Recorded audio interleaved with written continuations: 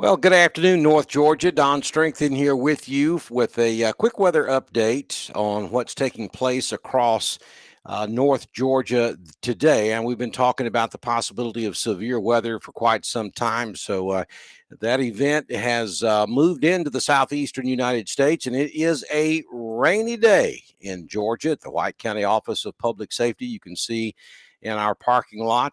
We have had several rounds of moderate to occasionally heavy rain move through. There have been a couple of strokes of lightning, a little thunder out there. It has not been particularly windy so far.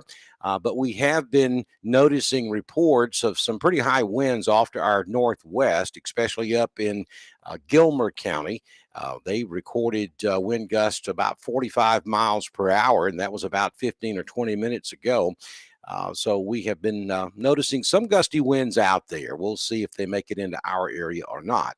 But here's the timing. If there's going to be severe weather, and I'm going to be brutally honest with you at this point, it just doesn't look likely at all, especially for White County. But if there is going to be any strong to severe thunderstorms, we're in that window of opportunity now, pretty much between 2 p.m. and 8 p.m. this afternoon. We're not going to be in that window that entire time.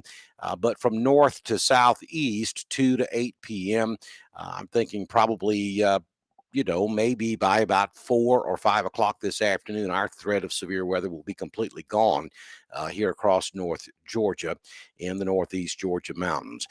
Let's take a look at the latest graphic from the Storm Prediction Center that does show what our threat levels are today. And you can see White County's not even in that elevated threat level anymore. We are in a very low threat level for severe weather here across White County, but it picks up just our south. So Hall County is included, Banks County is included, and from that point south, there is a elevated risk of severe weather, though it be a small risk. I think if there's going to be severe weather in Georgia today, it's most likely going to be probably south of Macon. We'll take a look at the tornado threat, and this will give you a little better idea of where the most significant weather could take place. It would be south of about Griffin or Macon, and even there, it's going to be a low threat. What's happened in this particular case, and we talked about this extensively yesterday, there's a prefrontal warm front that's running out ahead of the actual cold front and the low pressure that's causing all of this. Well, that low pressure system is still back over Arkansas and Mississippi. The warm front that's running out ahead of the cold front just really isn't advancing to the north or northeast very quickly this afternoon. And so all the convection is outrunning the best support for severe weather. We did see a significant amount of severe weather across extreme eastern Arkansas and back into western and northern and central Mississippi earlier this morning, but the convection has outrun that area most conducive for severe weather, and it's moved into much more stable air that is rain soaked and cool. It's been raining across Alabama and Georgia, West Georgia now for several hours. And so there's just no surface based instability for these storms to work with. Therefore, we just haven't seen any severe weather.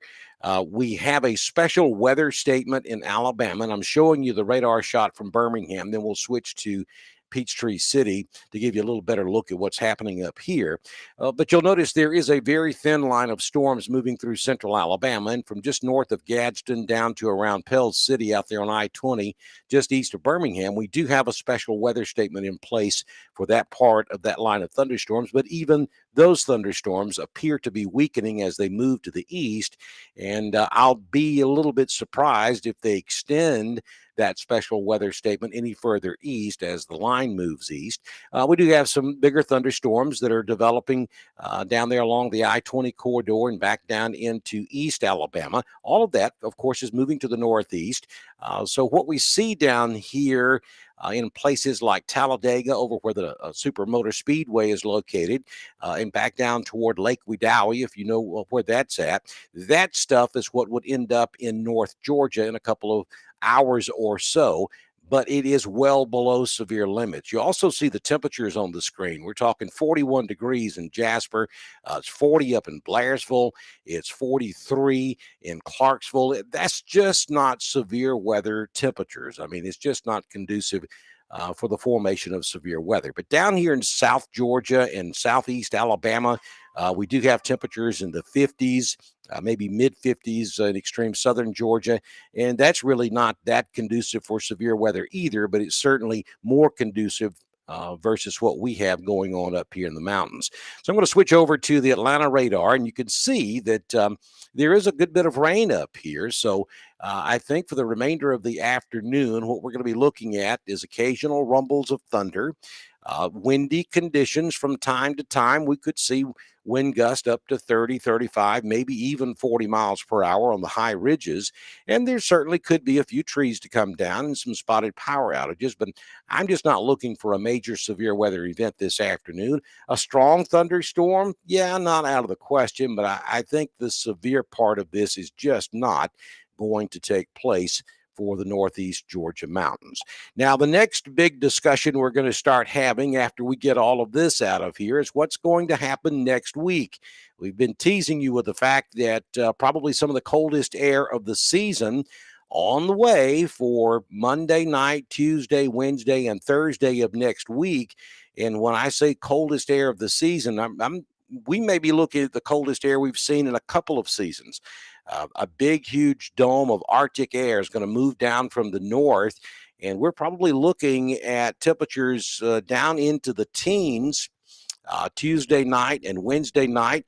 And that may be a little optimistic. I mean, there could be some locations, especially in a little higher elevation, that may even touch the upper single digits for overnight lows next week. And in the process of making that transition, from what we have now to temperatures that cold, there's going to be some precipitation Monday night into the day on Tuesday.